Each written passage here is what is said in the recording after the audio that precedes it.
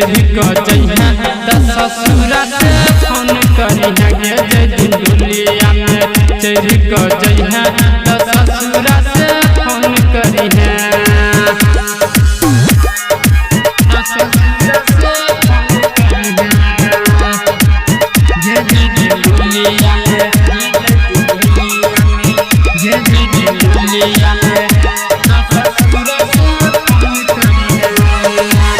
ये दूसरा नाम कैसे नूरा लगे वही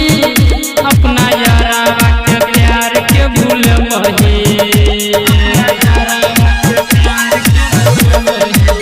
ये दूसरा नाम कैसे नूरा लगे वही अपना यारा के प्यार के भूल वही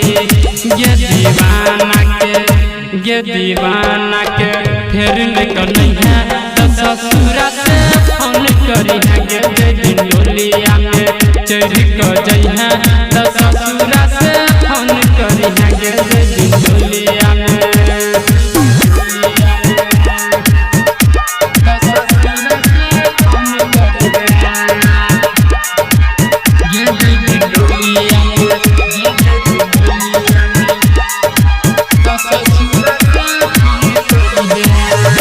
जय दिन छोड़िया तू पिया घरे देबही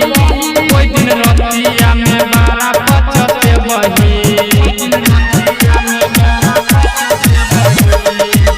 जय दिन पिया घरे छोड़िया तू जेबही कोई दिन रतिया में बारा पचते बही ये रात कुंदन के